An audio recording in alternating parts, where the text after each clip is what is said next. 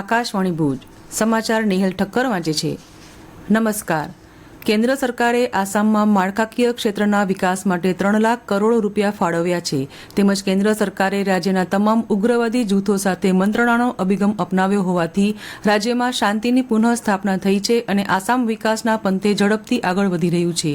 કેન્દ્રીય ગૃહમંત્રી અમિત શાહે ગઈકાલે આસામના દેરગાંવમાં અદ્યતન લચિત બરફુકન પોલીસ અકાદમીનું ઉદ્ઘાટન અને પોલીસ અકાદમી માટે ગૃહનિર્માણ યોજનાનો શિલાન્યાસ કરતા આ મુજબ જણાવ્યું હતું. આજે અમિત શાહ ઈશાન ભારતના રાજ્યોમાં નવા ફોજદારી ધારાઓના અમલીકરણની સમીક્ષા માટે ગુવાહાટી ખાતે યોજાનારી ખાસ બેઠકમાં ભાગ લેશે. આ બેઠકમાં ઈશાન ભારતના રાજ્યોના મુખ્યમંત્રીઓ ઉપસ્થિત રહેશે. કેન્દ્રીય યુવા બાબતો અને રમતગમત મંત્રી ડોક્ટર મનસુખ માંડવિયા આજે નવી દિલ્હીના જવાહરલાલ નહેરુ સ્ટેડિયમ ખાતે ફિટ ઇન્ડિયા ઉત્સવનું ઉદ્ઘાટન કરશે. 3 દિવસીય ફિટનેસ અને વેલનેસ ઉત્સવનો ઉદ્દેશ્ય ફિટ ઇન્ડિયા ચળવળને અનુરૂપ વધુ સ્વસ્થ અને સક્રિય જીવનશૈલી અને સ્થૂળતા મુક્ત રાષ્ટ્રને પ્રોત્સાહન આપવાનો છે. આ સમયગાળા દરમિયાન દોરડા કૂદવા, ક્રિકેટ, બોલિંગ, સ્ટેશનરી સાયકલિંગ અને ક્લો ફાઇટિંગ જેવી રમતોનું આયોજન કરવામાં આવશે.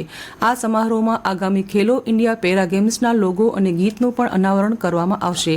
ખેલો ઇન્ડિયા પેરા ગેમ્સ આ મહિનાની 20મી તારીખથી રાષ્ટ્રીય રાજધાનીમાં શરૂ થશે. કેન્દ્ર સરકારે ગ્રાહકોને વધુ અધિકાર સંપન્ન બનાવવા માટે ફરિયાદ નિવારણ વ્યવસ્થામાં સુધારો કરીને તેને વધુ અસરકારક બનાવી છે. કેન્દ્રીય ગ્રાહક બાબતોના મંત્રી પ્રહલાદ જોશીએ ગઈકાલે વિશ્વ ગ્રાહક અધિકાર દિવસ નિમિત્તે યોજાયેલા વેબિનારને વિડીયો કોન્ફરન્સિંગના માધ્યમથી સંબોધતા આ મુજબ જણાવ્યું હતું.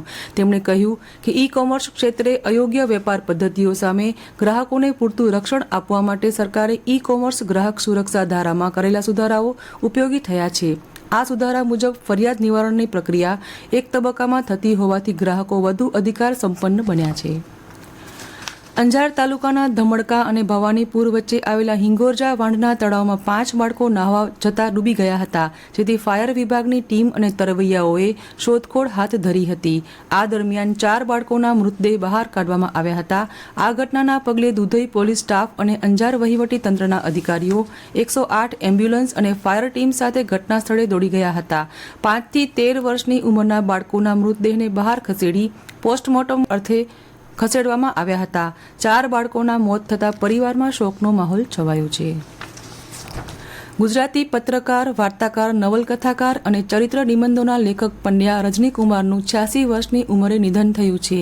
ગ્રામ પત્રકારત્વ માટે તેમણે રાજ્ય સરકારનો એવોર્ડ તથા સ્ટેટ્સમેન એવોર્ડ તથા ટૂંકી વાર્તાના ક્ષેત્રે સરોજ પાઠક એવોર્ડ અને ધૂમકેતુ એવોર્ડ એનાયત કરાયા છે. 2013ના વર્ષનો કુમાર સુવર્ણચંદ્રક એમને પ્રદાન થયો હતો. તેમને ગુજરાતી સાહિત્ય અકાદમીના 5 એવોર્ડ, ગુજરાતી સાહિત્ય પરિષદના એવોર્ડ, પત્રકારિત્વમાં ગુજરાત સરકારનો ઉત્તમ એવોર્ડ, હરિઓમ આશ્રમ એવોર્ડ, કલકત્તાના સ્ટેટ્સમેન અખબારનો રાષ્ટ્રીય કક્ષાનો એવોર્ડ, દૈનિક અખબાર સંઘ એવોર્ડ પ્રાપ્ત થયા છે. ભચાઉના ચોબારી નજીક રાત્રિના 12:04 ભૂકંપનો આંચકો નોંધાયો હતો. ઇન્સ્ટિટ્યૂટ ઓફ સિસ્મોલોજીકલ રિસર્ચ અનુસાર ભૂકંપનું કેન્દ્રબિંદુ ભચાઉથી 26 કિલોમીટર દૂર ચોબારી ગામ પાસે નોંધાયું હતું. તેની તીવ્રતા 3.4 રિક્ટર સ્કેલ નોંધાઈ હતી. નોંધનીય છે કે કચ્છમાં 6 ફોલ્ટ લાઇન એક્ટિવ છે, જેથી તેમાં આવતા ફેરફારથી ભૂકંપના આંચકા અનુભવાય છે. મહિલા પ્રીમિયર લીગ મેચના અંતિમ જંગમાં ભારે રસાકસી પછી મુંબઈ ઇન્ડિયન્સ ટીમે દિલ્હી કેપિટલ્સ ટીમને 8 રનથી હરાવી ખિતાબ જીતી લીધો હતો. મુંબઈના બ્રેબોર્ન સ્ટેડિયમ પરના અંતિમ જંગમાં મુંબઈની ટીમે 7 વિકેટના ભોગે 149 રન કર્યા હતા. સુકાની હરમનપ્રીત કૌરે સૌથી વધુ 66 રન કર્યા હતા. જવાબમાં દિલ્હીની ટીમ 9 વિકેટ ગુમાવી 141 રન કરી શકી હતી. હવામાન વિભાગની આગાહી મુજબ આગામી 7 દિવસ રાજ્યમાં શુષ્ક વાતાવરણ જોવા મળશે. આગામી 5 દિવસમાં મહત્તમ તાપમાનમાં મોટો ફેરફાર જોવા નહીં મળે અને તેમાં ઘટતો દર જોવા મળશે. છેલ્લા 24 કલાકમાં ભુજમાં મહત્તમ તાપમાન 36.7 ડિગ્રી અને નલિયામાં 34 ડિગ્રી સેલ્સિયસ નોંધાયું છે. જ્યારે લઘુત્તમ તાપમાનની વાત કરીએ તો ભુજમાં 21.5 ડિગ્રી અને નલિયામાં 17.8 ડિગ્રી નોંધાયું છે. તો આ સાથે સમાચાર પૂરા થયા. નમસ્કાર.